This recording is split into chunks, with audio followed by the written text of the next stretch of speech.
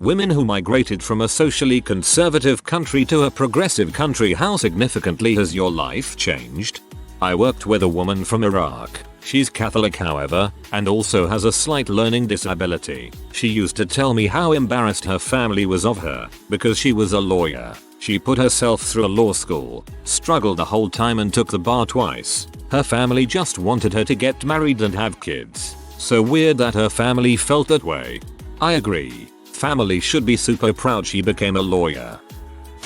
I lived in a hot desert country until I was 15 and never ever wore shorts. 3 years in a liberal country later and I finally worked up the courage last week to wear a pair of jean shorts in public. It felt great. Same. I lived all my life in North Africa and never wore shorts or dresses above the knees. I moved to France 2 years ago and I've been eyeing a pair of knee-length Bermuda shorts ever since, but I'm too scared to wear them. You just convinced me to go get them. Thank you. For the first time I wore something above my knees and felt the air. I know it sounds silly but that to me tasted like liberalization. Other than that I feel safe and can hope to make a better future for myself. My rights are protected and I have discovered my voice. I come from a very conservative Mennonite, basically Amish, family. Luckily for me, my parents left the faith when I was born. My mother tells stories of being jealous of the girls at school who could have white socks because her family was extra conservative so she could only wear black. Imagine being excited about white socks. I had a friend who was so excited to see sparkle sneakers. She wanted them so bad but she could never buy them since back home where she had to return after college they would get her in big trouble. She looked at them like they were a puppy but wouldn't even try them on. My mom is German, but her parents went to live in Bolivia in the late 50s start of 1960s. She wasn't married at 15, like most of her friends were, and the whole town was putting pressure on her parents. Fathers were literally trying to buy my mother's hand in marriage for their sons, so at 17 she had to run away and married her first husband out of despair. That guy tried to kill her because she wanted to leave him a few years later. In the 80s, she had to flee the country since her second husband wanted to force an abortion on her and he could have easily done that. She always told me to not get married at such a young age and to never lose your independence to a man. I guess her life changed in so many ways. I can't write it all down. I knew a doctor from Pakistan. She said that she had no choice but to move because it got out that she was an atheist, and it was made clear to her that she could never work as a doctor in her country again. She actually hated being a doctor because she was very sensitive and caring and couldn't distance herself from her patients' suffering. But it's what her parents forced her to become. It's everything. I can finally go for a walk without the fear of strange men following me and passing lewd comments. I can finally do the things I like, eating meat, having a drink of alcohol, without the implications of what will the society say. We have a saying in my country, a woman's body carries the pride of the family. What an awful weight to carry for any young woman. I can finally just exist and breathe. I have a friend who moved to the UK from Iran. She says she would be dead if she still lived in Iran because of her lack of religious beliefs. She says she used to get in trouble at school all the time for being an atheist and questioning what she was told. She's doing great here, living the single life with no desire for a family and even owns her own house. Wow, I'm quite surprised that she didn't just lie about being religious when she was there. She sounds like a tough woman. My partner, as do I, come from very orthodox Jewish backgrounds. Her dad a rabbi is the head of a yeshiva, Institute for Jewish Studies, basically very conservative. And of course how she dressed was a big deal, to the point of her grandfather not talking to her if she came dressed in shorts or anything else immodest. One of the big no-nos is wearing pants. She slowly started dropping the religious world, and one day, she decided she wanted to buy her first pair of pants. But she was petrified of someone she knew seeing her buying them. So she drove for 3 hours up north just to buy a pair of what she claims were really ugly jeans. She also hated that when she went in the water she could only go in fully clothed. Imagine a hot day, you want to take a dip in the cool stream, and you have to go in with all your clothes and then get out and remain in them. I knew an Orthodox Jewish girl in university who wanted to join the fencing club. She could never spar with a boy, and I can't imagine wearing so much clothing and fencing gear. Moved to the US when I was 17, now 23. I was free to wear miniskirts, drink in public, and hang out with male friends without having my moral character trashed. There's an undercurrent of rape hysteria that's very real but seldom explicitly talked about. My dad would freak out if I spent any time in my male cousin's room, despite the fact that we grew up in the same house and were around the same age. Your movements are stifled because every man who's not your dad or brother is treated like a potential danger to your chastity. Edit. Not Indian LOL. I'm from East Africa. I'd rather not mention where exactly so I can remain as anonymous as possible. Eloquently said, this gives me some flashbacks. Scoop neck tea on a very hot day would be met with stink eyes and comments like, she thinks that parading naked is acceptable. My own family wouldn't address me directly. PDA between couples, holding hands, kissing. Seeing gay couples holding hands just made me feel happy to see people getting to be open and in love. Kissing is fine, but holding hands is where I draw the line.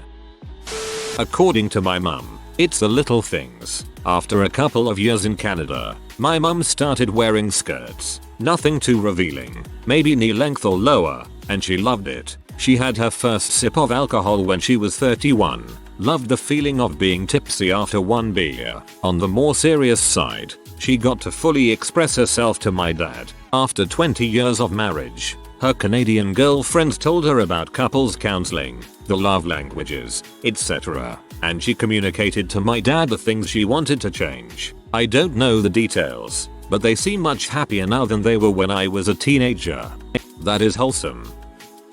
From PH to Canada, my curfew in PH was 6 PM. I was a teenager and rebellious, so I decided I'll be home by 8. Bad decision. My mom started calling my friends. Went to the house of one of my friends that lived close by and called the barangay tanid kinda like village police officers to look for her missing daughter. A year later in Canada, I worked until 12:30 AM and no ride home. So I walked to what was approximately 5 barangays over. My parents slept very soundly that night. What's PH? The noise stopped, and by noise, I'm referring to 1. Constant comments about my appearance. 2. Sticking their noses in my business. 3. Sexual harassment. 4. Verbal bullying. 5. Shouting. 6. Old school patriarchal expectations of women, and constantly being pressured to get married and have kids. It's nice to finally live in a country where I can be myself, and where the noise stops. I moved from India to Canada in 2017 at 17 years old. Freedom felt freaking amazing. I could stay out after 7 PM. I could call anyone I like. When I was in India, I was only allowed to have calls from family. My parents would get mad if anyone else called me. I never had sleepover. I had my first sleepover here. It's the little things. Being independent and following your dreams is the best feeling in the world. In India, the condition changes drastically from family to family. My ex introduced me to her parents 3 months into the relationship, and when I did the same, I got a ton of abuse. We lived in a small city and weren't rich. Additionally, we were 16 and from different religions and castes. Contrasts. I worked for a few years with an Iranian woman. Listening to her life story was like nothing else. Her life went from being consumed by the control of her father, his firm reins on her virginity, including annual checkups by a doctor, to moving to Paris to study medicine and ultimately working in a hospital in the US, where she finally settled down and had a daughter of her own. She'd come to me with all kinds of questions of what is normal for an American teen, how to explain things, and if it was okay for her daughter to use tampons. I can't even imagine how grossly different her daughter's life is from her own. She said that's what broke her, imagining ever having a daughter born into the same world she was. It made her realize she had to leave. She couldn't perpetuate that culture onto her children. I've met few people ever to be as strong and fight as hard for her freedom. The states are messed up in a lot of ways, but I never realized how bad it really can be for women elsewhere. It's amazing that you can experience that story from somebody who lived it. That in itself would be rather profound. What amazing conversations you must have had. I grew up in a conservative family in South Asia and now live alone in Australia. The most significant way my life has changed is my sense of safety, both at home and in public places. At home, I live alone and being away from my conservative family has done wonders for my mental health. I don't have to face constant criticism for my choices. In public places, I still get sacred at night, but that has more to do with my triggers. I have the confidence to walk alone without anybody questioning, harassing me. That's not to say it hasn't happened, but the frequency is much less. I have less fear and feel safe for the first time in my 22 years. I also wear clothes that I ordinarily never would in my home country. My clothes are still quite conservative. Sleeves, no skirts etc. But I feel better knowing that I chose what I wore and nobody controlled this choice. Marjane Satrapi tells in her comic format book Persepolis an amazing story that sheds light on how life can be for Iranian women. She now lives in France. Her book is very eye-opening. Highly recommended. The movie is also really good. I was 4 when I moved to the Netherlands in 1979. Moving to the Netherlands gave me the opportunity to escape my human trafficking, arranged marriage at 17, and live my life according to my rules. When I escaped, I left the culture and religion behind. Stuff I wasn't allowed to do: cut my hair short, wear makeup, use tampons, go out with friends, drink alcohol, study what I wanted, have a boyfriend, tell people from the same culture off. You know which people give me grief for having the audacity to live on my own and be child free. As a woman, how dare she? People from the same and or similar backward honor cultures. Philippines. There seem to be plenty of things that people are only against because of societal pressures, not because they actually believe in the moral ethical arguments against it. Clothing, gender roles, etc. Cohabitation before marriage was a big one for me. It's still often viewed as a scandal except among elites who can do whatever TF they want. My mom was among those fully against it and we had a few heated arguments, but several years after I left, I eventually moved in with my then boyfriend, now husband. She didn't even flinch. She was actually happy about the financial advantages even. She hadn't met him yet. I wondered if it was just because she didn't want to push me away, but 7 years later it's never come up as something that's bothered her. I guess she never really cared about it as much as she led me to believe. Since I moved to the UK, I wasn't told once that I gained weight instead of a greeting. Way less men look at my boobs first, so I feel less like a slab of meat with boobs. No one asked once when I plan to get married. I may be asked once in a while how is my personal life, but that's about it. I'm not treated like the troll under the bridge if I don't wear makeup and dress up every day like I'm going to a wedding. I'm less afraid to stay later in town. Now that I think about it, in the 5 years I've been here, no one groped me. Obviously, it still happens here, but I haven't been groped once. People are generally a lot more respectful of my privacy and personal space, and it feels so fresh and new every time no one pries into my affairs or every time someone knocks at my room's door instead of barging in, or when they simply ask permissio to enter. When someone comes into a room office to see someone else, they will still greet me, even though they don't need anything from me. Being child-free is acceptable here. You may be judged, but at least people are polite for the most part and won't tell it to my face, which is all I can ask for. I moved from Brazil to Portugal. The first, most fascinating thing was the end of catcalling. The second is public safety. I could just walk home from whatever thing I was doing, even going to a nightclub, with little concern for my personal safety. I had one bad experience, but still nothing compared to Brazil. But mostly, I am impressed with the separation of church and state. Although most Portuguese people are Catholic, almost nobody questions their drug policy or comprehensive sexual education. For them, these things are only logical. Also, the carnation revolution makes the far right almost non-existent. So yeah, it is pretty much awesome. I asked my friend, he doesn't use the internet, this question, and he said that when he first got to America he was invited to a public pool. He said he nearly had a stroke when he saw women in bikinis for the first time. He was used to them only wearing burqas, so it made him feel like he was in a women's bathroom by accident the whole time they were there. Another was when I took him to a gay bar. Everyone there being happy and open about it made him start crying.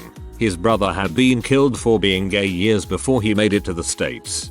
Another was when I took him to a gay bar. Everyone there being happy and open about it made him start crying. His brother had been killed for being gay years before he made it to the States. This is sad as frick.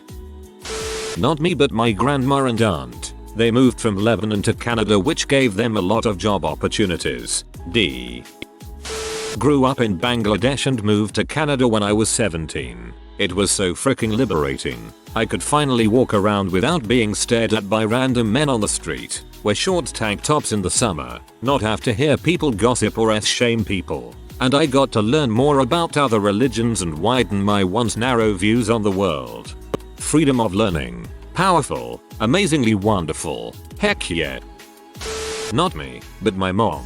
She was born and raised in Turkey, not the most conservative in the Middle East, in fact probably one of the most liberal, but still very different from the US. Came to the US for her masters, met my dad here, and has been a citizen for over 2 decades now. I've heard stories of how my grandmother wasn't allowed to work. In Turkey, women at the time needed legal permission from their husband father to work, because my grandfather thought women were incapable of thinking for 1 week a month. My mom was accused of holding hands with a guy friend by an uncle, which spurred lots of family drama, which wasn't even true. When my mom told her parents she wasn't Muslim, they didn't believe her, and the topic has never come up since. Just recently, I had an injury from a minor MVA, and my grandmother told my mom to circle salt on my head 3 times, and was disappointed when my mom said she did not memorize a specific prayer to help heal me from the Quran. She always described how when she came off of her flight, stepping foot in the US,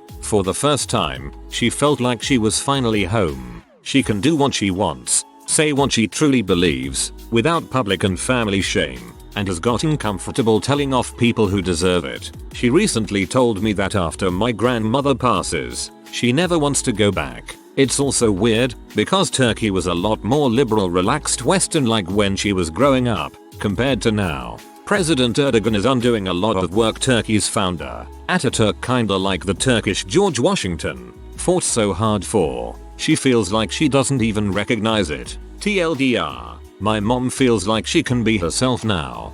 The permission of a husband for a wife to be able to work wasn't there only in Turkey or other Muslim countries. In West Germany, too, women had to get a permission between 1958 and 1977. I'm Nigerian schooling in Ukraine. I have a friend. She's Bangladeshi but grew up in Oman. 1. She still can't tell her parents that our dorms are mixed. Her room is next door. We share bathrooms. Her dad would have a seizure if he found out that I or any other guy has seen her in a towel. 2. She can wear her clothing freely, drink, hang out with friends at any time. 3. I don't feel like someone's property and responsibility. Her words. I don't know why this one stuck with me. 4. I was her first kiss makeout because she wanted to know how it felt. Still feels weird but we may be headed to a relationship. 5. Oh, she eats meat now. There's a lot more. Thing is, other super conservative students from her geographical location, Indians, Pakistani, love to try to lord over her and other girls like her. She's been ostracized by most of the students that share the hive mind and now spends most of her time with other African students. My country is conservative to an extent but way better than hers. And based on where you are from, it can be straight up very liberal. I was her first kiss makeout because she wanted to know how it felt. Still feels weird but we may be headed to a relationship. Dude, that's rad. You should both try stay in Ukraine and live a free life. A close friend from Iran once told me this anecdote. When on the plane to his new home, the pilot announced on the speakers that they were outside the Middle East and that it was now legal for women to remove their headscarves. Every woman aboard took hers off. My mom. But something small that kinda made me realize my mom is definitely not as strict as she probably was before moving to America was when my grandma, her mom, scolded her when she heard me call my dog, my mom's, grandson. She freaked out and said how they're just animals and not to let me say that. My mom still lets me say it and, honestly, she likes it lol. If the dog were female she'd be a grand doctor. Being able to wear what I want without having to be scared for my security while in public, and being treated as an equal. I think men are people, Not only women don't realize how lucky they are to be able to live the way they wish and say what they want without punishment from some authority. This actually makes me sad. It shouldn't be considered lucky to live in a society where persona choice is a norm. It should be normal. I was born here, but when I was younger, my mother got a job where she was working for a man that immigrated here, the US from Africa. He was a really sweet man. The whole reason he moved here is because he didn't want the women in his family to have to get circumcised or be oppressed. He basically used all of his money to keep bringing more and more of them here. When one of his nieces moved here, he asked my mom and I to show her what it's like and what she could do as a kid. She'd never seen things like a TV or roller skates before coming here. We taught her how to skate and just fun things that seem normal here but were amazing and mind-bending to her, like ice cream. She didn't speak a lot of English, but you could tell how happy and excited she was by the look on her face. It really opened my eyes to how drastically different things can be. It helped me be appreciative of how good my life really was. And I was really glad that I got to share in that moment with her. That dude's a hero in my book. Not the most conservative family, but growing up in Jerusalem I do think that there, you put more importance to what your society or surroundings perceive of you. When I moved to Germany, I was able to live my life mentally free from wondering what my surroundings will perceive of me. It's a total game changer for personal development. Just more rights. Like, if I was P with the way I was treated at work, there's a number for that. And the fact that you call that number and the person on the other line actually helps you. Wow. Mind blown. The fact that I am able to speak about how I'm not in a good place mentally and be able to see someone who can help with that. That is a big deal. My absolute favorite is up until I started seeing the rest of the world. When someone told me they were poor, that usually meant they lived under a bridge in a cardboard box. However here, you hear people say they are poor and live off state benefits and have takeaway menu plastered all over the fridge in their council home. I come from the Philippines and moved to the UK. The amount of freedom you have and happiness is non-comparable when compared back home. Wearing revealing clothes and bikinis are normal in the UK and would be met with gossips and disgusting comments in the Philippines. Sex education is better and the NHS does not judge you compared to PH doctors who will judge you having sex before marriage while they help you for being a slag. You can easily get contraceptives in shops or with your GPs and even emergency pills without having to go to a non-profit organization for women just to have your depot shot. I came from a religious Catholic family and women are expected to be celibate until after marriage. Being with any male, even a male cousin, would automatically assume that I might be having sex with them like WTF. Compared to the UK where you can have both genders as friends and doesn't matter much. I'm now an atheist. My friend's family is part of Iglesias, biggest religion group in the PH where you have to weekly send in money yo church or you'll be shamed.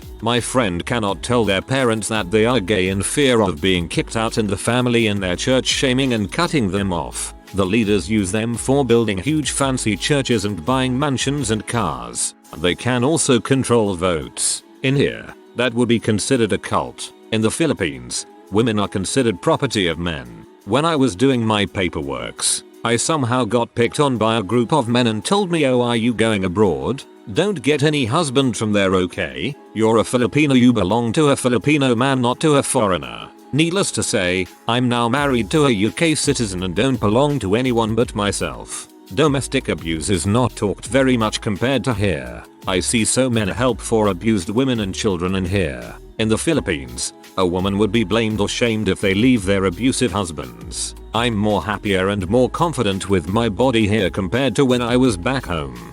As a Kababayan, let me say this, I'm glad you got out. Have a great life. I was born in my native country, which shall not be named, but came to the US at a very young age, so I was practically raised here. Despite that, my family and I are quite cultured, so I still experience a lot of sexism, but I know it would have been much worse if I were in my native country. First thing, driving. Women in my culture don't drive, the men take them where they need to go. Over here in the US it feels great for me to just get in the car and drive. Second, education. Many women in my extended family are either uneducated or educated but not working. It's basically the norm. I'm glad I'm receiving a wonderful education here in the US where it's actually abnormal if a woman isn't receiving an education.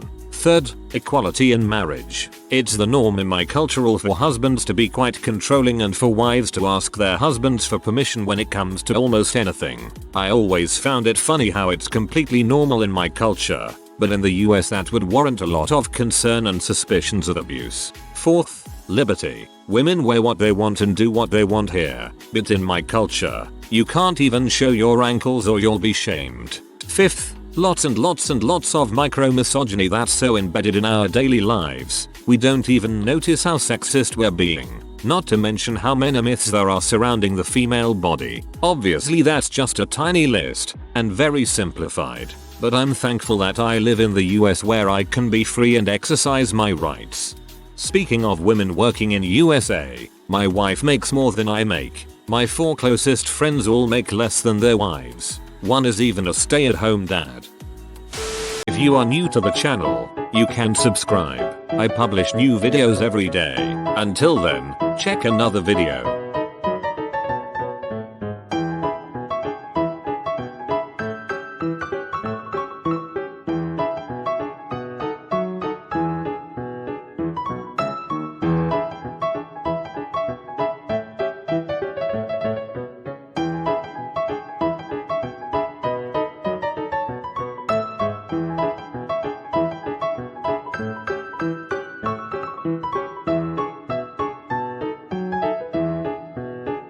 Bye for now.